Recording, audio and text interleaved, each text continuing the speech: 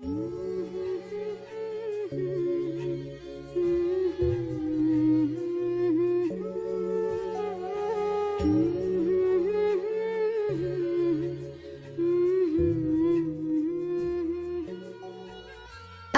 বাসায় এসে সোজা জাসমিনের রুমে চলে যায়। জাসমিনের রুমে গিয়ে দেখে জাসমিন কান্না করতে করতে সেখানেই ঘুমিয়ে পড়ে। চোখ মুখ লাল হয়ে গেছে কান্নার ফলে। এলোমেলো হয়ে শুয়ে আছে জাসমিন। আজমল জাসমিনকে ঠিক করে শুইয়ে দেয়। আজমল জাসমিনের দিকে অপলক চোখে তাকিয়ে থাকে কিছুক্ষণ। চোখ সরিয়ে রুম থেকে বেরিয়ে যায় আজমল। সোজা ওর রুমে গিয়ে কোট খুলে রকিং চেয়ারে হেলান দিয়ে চোখ বন্ধ করে রাখে। ওমর আজমলের রুমে এসে নক করে। বস, আসবো? আসো। বস, বিয়ের আয়োজন সব করা শেষ হয়ে গেছে। গুড। আচ্ছা বস, আমি এখন যাই। ওমর রুম থেকে বেরিয়ে যায়। আজমল রকিং চেয়ারে বসে থাকার অবস্থায় ঘুমিয়ে পড়ে। সকালের মিষ্টি রোদ্দুর এসে জ্যাসমিনের চেহারায় ছুঁয়ে দিচ্ছে। জ্যাসমিন ওর মুখের সামনে হাত দিয়ে আস্তে করে চোখ খুলে তাকালো। তাকিয়ে চারিদিকে ভালো করে দেখে লাফ দিয়ে উঠে গেল। কালকের কথা জ্যাসমিনের সব মনে পড়ে যায়। জ্যাসমিন মাথা নিচু করে কি যেন ভাবতে লাগলো। চোখ উঠিয়ে ডান দিকে তাকিয়ে দেখে আজমল পায়ের ওপর পা রেখে ওর দিকে নেশাভরা দৃষ্টিতে তাকিয়ে আছে। জ্যাসমিন এটা দেখে একটু নড়ে চড়ে বসলো। আজমল সোফা থেকে উঠে জ্যাসমিনের সামনে এসে বলল, অনলি 10 মিনিট, ফ্রেশ হয়ে নিচে চলে আসো। গম্ভীর গলায় বলে রুম থেকে বেরিয়ে নিচে চলে যায় আজমল।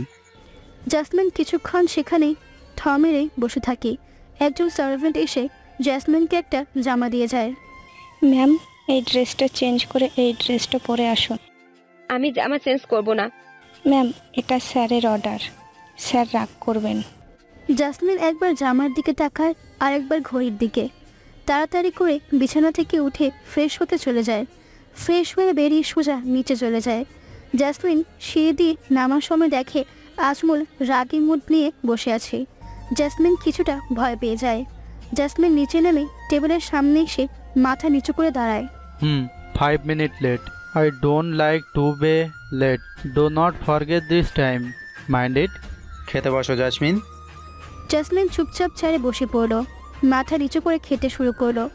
জাসমিন কোনো রকম খেয়ে উঠে উপরে চলে গেল। উপরে গিয়ে ভাবতে লাগলো একবার কলেজে যাওয়ার দরকার ছিল। আম্মু ফাইমের কথা খুব মনে পড়ছে। কলেজে যাব, তারপরে ওইখান থেকে বাসায় চলে যাব। যাই, আজমুলকে বলে আসি। জাসমিন আজমুলের রুমের দিকে পা বাড়ায়।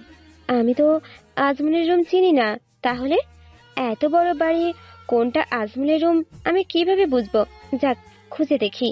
জাসমিন রুমগুলো ভালো করে দেখতে লাগলো। হঠাৎ করে জাসমিন একটা রুমের সামনে এসে থমকে যায়। দাঁড়িয়ে ভেতরে কথা শুনতে লাগলো। বস, ম্যাম যদি জানতে পারে তার মা ভাই বোন বেঁচে নেয় তাহলে? সেটা নিয়ে তোমার ভাবতে হবে না, আমি আমার প্ল্যান মতো কাজ করব। জাসমিন যেন জানতেও না পারে ওর মা ভাই বেঁচে নেই। জাসমিনকে বিয়ের পর আমি নিজেই সব বলবো। আচ্ছা। বাকি কথা শোনা সত্যি জাসমিনের হলো না। জাসমিনের সুরে থর থর করে কাঁপতে লাগলো। এক দৌড়ে ওর রুমে এসে দরজা বন্ধ করে কান্না করতে লাগলো। বুকের ওড়না ছুঁড়ে ফেলে দিল। জোরে জোরে কান্না করতে লাগলো জাসমিন। কেন হলো এটা আমার সাথে? কি ক্ষতি করেছিল তারা? আম্মু, ফাহিম। মুখে হাত দিয়ে কান্না করতে লাগলো জাসমিন। প্ল্যান? কিসের প্ল্যানের কথা বলছিল আজমুল? আর বিয়ের পর কেন বলতে চাইছে এই কথাটা?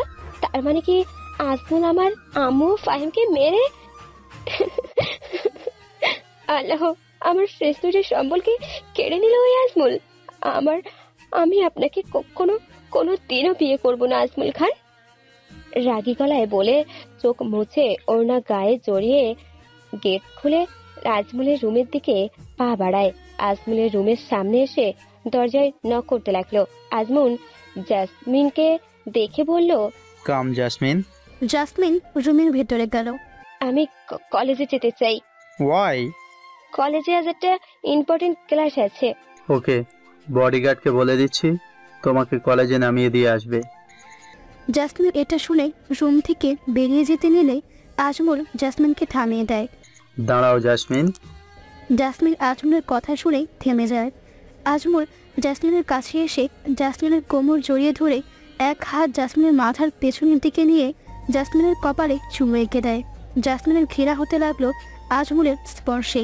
এবার যাও। জাসমিন দেরি না করে আজমলের রুম থেকে বেরিয়ে যায়। আজমল থাই গ্লাসের কাছে গিয়ে দাঁড়ায়। জাসমিন নিচে নেমে গাড়ির সামনে গিয়ে দাঁড়াবার সাথে সাথে বডিগার্ড গাড়ির দরজা খুলে দেয়। জাসমিন গাড়ির ভেতরে বসার আগে একবার উপরে তাকায়। তাকিয়ে দেখে আজমল দুহাত পকেটে ঢুকিয়ে ওর দিকে তাকিয়ে আছে। জাসমিন এটা দেখে তাড়াতাড়ি করে গাড়ির ভেতরে গিয়ে বসে। গাড়ি কলেজের উদ্দেশ্যে বেরিয়ে পড়ে। কিছুক্ষণের মধ্যে কলেজে পৌঁছে যায় জাসমিন। কলেজ শেষ করে জাসমিন আজমলের বাসায় চলে আসে। গাড়ি থেকে নেমে জাসমিন অবাক হয়ে যায়। পুরো বাড়িটা ছোট ছোট বাতি দিয়ে সাজানো হয়েছে। চারিদিকে নানান ধরনের ফুলও ছিল। জাসমিন এটাই ভাবছে এত তাড়াতাড়ি কিভাবে সাজালো এত সুন্দর করে। জাসমিন সিঁড়ি দিয়ে উপরে চলে গেল। রুমে ঢুকে দেখে গহনা, শাড়ি, লেহেঙ্গা আর অনেক কিছু দিয়ে ভরপুর পুরো রুম। পছন্দ হয়েছে? মুখ কালো করে বলল, রাতে গায়ে হলুদ, ফ্রেশ হয়ে খাবার খেয়ে শুয়ে পড়ো। আমার আম্মু ফাহিমকে বাকি কথা বলার আগেই আজমল থামিয়ে দেয়। তোমার এখন রেস্ট দরকার, পরে এই বিষয়ে কথা হবে। জাসমিনের চোখ দিয়ে নীরবে পানি ঝরতে লাগলো। দুপুরের খাবার না খেয়ে শুয়ে পড়ে। আজমল এই কথাটা শুনে জাসমিনের রুমে এসে খাইয়ে দেয়। জাসমিন সামান্য কিছু খেয়ে নেয়। রাতে জাসমিনকে সাজাতে পার্লারের মেয়েরা আসে। জাসমিন পুতুলের মতো বসে আছে আর মেয়েরা জাসমিনকে সাজাচ্ছে। আজমল আয়নার সামনে দাঁড়িয়ে পাঞ্জাবি পরছে। আজমল আজ হলুদ রঙের পাঞ্জাবি ও পায়জামা পরেছে। পাঞ্জাবির ওপরে ছোট সাদা রঙের কোটি পরেছে। চুলগুলো জেল দিয়ে সেট করে রেখেছে। দেখতে বেশ সুন্দর লাগছে। জাসমিন, আর মাত্র একটি রাত, তারপর তুমি আমার হয়ে যাবে। জাসমিন হলুদ রঙের লেহেঙ্গা পরেছি, তার সঙ্গে ম্যাচিং জুয়েলারি। চুলগুলো ফুলিয়ে ক্লিপ দিয়ে বেঁধে দিয়েছে। দেখতে পুরো পুতুলের মতো লাগছে। কিছু মেয়েরা এসে জাসমিনকে নিচে স্টেজের ওপর নিয়ে বসিয়ে দিল। জাসমিন বোবার মতো বসে আছে, কারোর সাথে কথা বলছে না। আজমল সিঁড়ি দিয়ে নামার সময় জাসমিনের দিকে চোখ যায়। আজমলের চোখ দুটো জাসমিনের উপরই আটকে যায়। আস্তে করে হেঁটে জাসমিনের পাশে গিয়ে বসে। আজমল হাতে হলুদ নিয়ে জাসমিনের কপালে গালে ছুঁয়ে দেয়। জাসমিন সে আগের মতোই বসে আছে। আজমলের মনের ভেতর কিছু একটা খটকা লাগলো। Jasmine, jasmine. আজমলের কথায় জাসমিনের ধ্যান ভাঙলো। জাসমিন একটু নড়ে চড়ে বসলো। কি হয়েছে? কিছু না। আমাকে হলুদ লাগিয়ে দিবে না? জাসমিন হাতে একটু হলুদ নিয়ে আজমলের কপালে লাগিয়ে দেয়। আজমল কিছুটা খুশি হয়। জাসমিন কিছুটা বিরক্তি ফিল করছে। হলুদের অনুষ্ঠান শেষ হয়ে যায় রাত 12টায়। জাসমিন ওর রুমে এসে সব কিছু খুলে ছুঁড়ে ফেলে দেয় মাটিতে। গেট লাগিয়ে কান্না করতে থাকে জাসমিন। যে আমার আম্মু ভাইকে খুন করেছে তাকে আমি কিভাবে বিয়ে করব? আজমল আজ ড্রিঙ্কস করেনি। আজ আজমল অনেক খুশি, তার প্রিয় মানুষকে আপন করে পাবে এটা ভেবে। এসব ভাবতে ভাবতে আজমল জাসমিনের রুমের সামনে এসে দাঁড়ায়। দরজা নক করে ভেতরে ঢুকে দেখে জাসমিন ঘুমিয়ে আছে। হেঁটে বিছানার সামনে এসে জাসমিনের চেহারার সামনে ঝুঁকে জাসমিনের কপালে, গালে ও ঠোঁটে আস্তে করে চুমু দিয়ে কিছুক্ষণ তাকিয়ে থাকে। না, এভাবে তাকিয়ে থাকলে আমি আমার উপর থেকে কন্ট্রোল হারিয়ে ফেলবো। আজমল জাসমিনের কাছ থেকে সরে আসে। কিছুক্ষণ তাকিয়ে থেকে রুম থেকে বেরিয়ে যায়। আজমল ওর রুমে গিয়ে শুয়ে পড়ে। সকালে আজমল ঘুম থেকে উঠে ফ্রেশ হয়ে জাসমিনের রুমে গিয়ে নক করতে লাগলো, কিন্তু ভেতর থেকে কোনো রেসপন্স পেল না। আজমল একটু জোরে ধাক্কা দিতে লাগলো, এবারও কোনো রেসপন্স পেল না। আজমল এবার আরও জোরে জোরে দরজা ধাক্কা দিতে লাগলো, কিন্তু রেজাল্ট শূন্য। আজমলের মনের মধ্যে একটা ভয় কাজ করতে লাগলো, জাসমিন আবার কিছু করে বসেনি তো। আজমল নিচ থেকে বডিগার্ডদের ডেকে দরজা ভাঙার ব্যবস্থা করলো। বডিগার্ডরা এসে দরজা ভেঙে ফেললো। আজমল তাড়াতাড়ি করে রুমে ঢুকে চারদিকে ভালো করে তাকিয়ে দেখে। জাসমিন রুমে নেই। এটা দেখার সাথে সাথে আজমলের রাগ উঠে যায়। বডিগার্ড, বাড়ির চারদিকে ভালো করে খোঁজ করো, যাও। বডিগার্ডরা জাসমিনকে খুঁজতে শুরু করলো। আজমল বুঝে গেছে জাসমিন ওর কাছ থেকে পালিয়ে গেছে। কাজটা তুমি একদমই ভালো করনি জাসমিনকে এর জন্য চরম মূল্য দিতে হবে। রাগী কণ্ঠে কথাগুলো বলে রুম থেকে বেরিয়ে যেতে নিয়ে কিছু একটা দেখে থেমে যায় আজমল দেখলো বিছনার বালিশের নিচে ছোট্ট একটা চিরকুট রাখা। আজমল দ্রুত পায়ে হেঁটে বিছানার কাছে এসে চিরকুটটা হাতে নিয়ে পড়তে লাগলো। চিঠি। মিস্টার আজমল খান, এত ভূমিকা করে বলার বা লেখার কিছুই নেই। আমি আপনার কাছ থেকে শুধু মুক্তি চাই। আপনার মতো একজন খুনিকে বিয়ে করা অসম্ভব। আমি চাই না আপনাকে বিয়ে করতে, কারণ আমি জানতে পেরে গেছি আপনি আমার ভাই ও আম্মুকে খুন করেছেন। আমার ভাই ও আম্মুর খুনিকে আমি কিভাবে বিয়ে করব? আমি মরে যাব, তারপরও আপনাকে বিয়ে করা আমার পক্ষে সম্ভব না। তাই আমি আমার গন্তব্যে চলে গেলাম। আমাকে আমার মতো থাকতে দিন। আমাকে খোঁজার চেষ্টা করবেন না প্লিজ। ইতি। আজমল চিঠিটা পড়ে হাতের ভেতরে মুচড়িয়ে নেয়। রাগে আজমলের মাথার রগ ফুলে গেছে।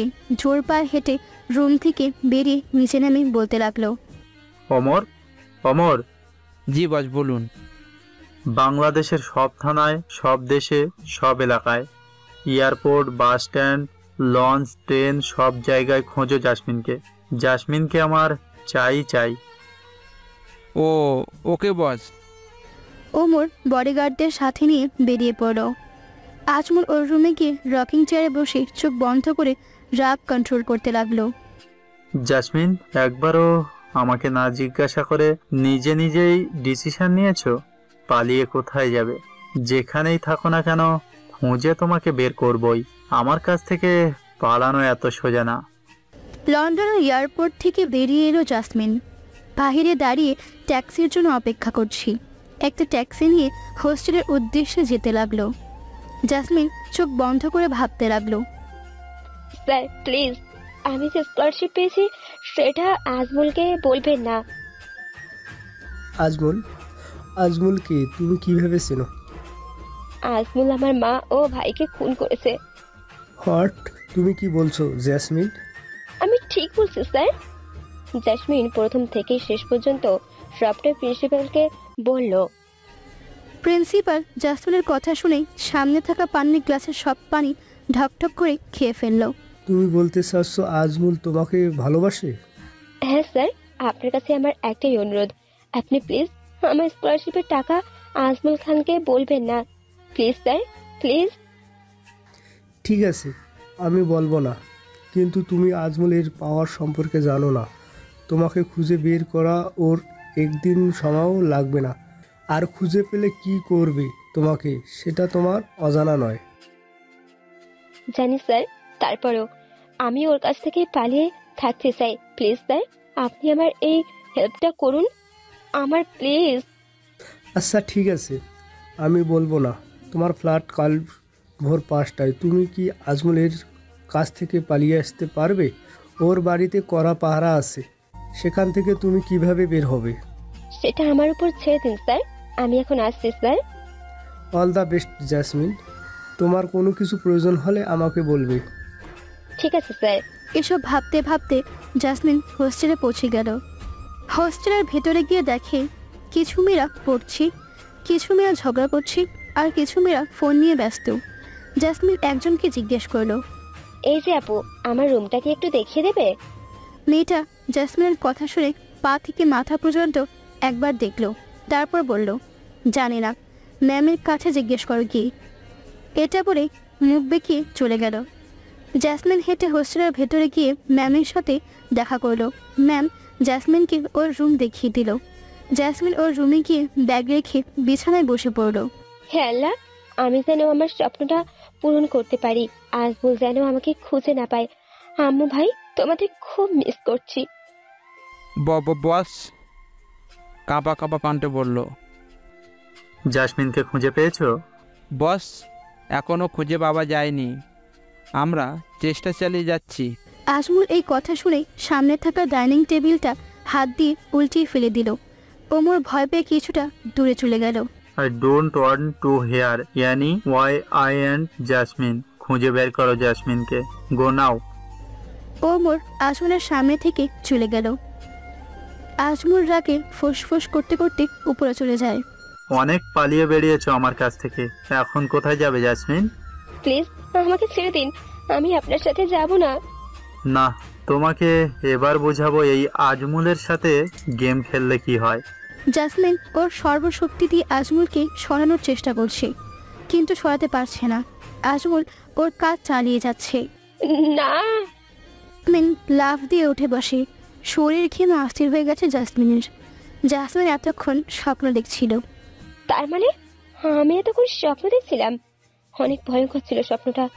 হ্যালো, আমার স্বপ্নটা যেন সত্যি না হয়, ওই আজমল যেন আমাকে খুঁজে না পায়। জাসমিন পানি খেয়ে আবার ঘুমিয়ে পড়ে। আমার পাঠক প্লাস পাঠিকারা একটা ঠক খাইছেন। সকালে দ্য ইগল গ্রুপ। আমি অনেক খুশি হয়েছি। আজমল এর বিয়েটা হতে পারলো না, ভালোই হয়েছে। এবারের প্ল্যানটা আমার সাকসেস হয়েছে। আমার লোককে মেরেছে, তাতে কি হয়েছে? আমি জানতাম আজমল আমার লোককে জীবিত রাখবে না, তবে ও জাসমিনকে মেরে ফেললে আমি আরও খুশি হতাম। বডিগার্ড, তোমরা ওই মেয়েটাকে খুঁজতে শুরু করো। ওই মেয়েটাকে আমার চাই। যাও, কাজে গেলে পড়ো। বডিগার্ড সবাই রুম থেকে বেরিয়ে যায়। সারা রাত আজমল দু চোখের পাতা এক করতে পারেনি। আজমল জাসমিনের ছবির সামনে বসে মদ খাচ্ছে। আজমলের চোখ লাল হয়ে আছে। ওমর এসে দরজায় নক করলো। বস আসবো? বস, আপনি সারা রাত ঘুমাননি? এখন একটু ফ্রেশ হয়ে। ওমর, তুমি এখান থেকে যাও, আমি কোনো কথা শুনতে চাই না। ওমর কিছু না বলে রুম থেকে বেরিয়ে যায়। আজমল রকিং চেয়ারে হেলান দিয়ে মদের গ্লাস হাতে নিয়ে বসে আছে। আজমলের জাসমিনের ওপরে অনেক রাগ হচ্ছে। জাসমিন ঘুম থেকে উঠে রেডি হয়ে কলেজের উদ্দেশ্যে বেরিয়ে পড়ল।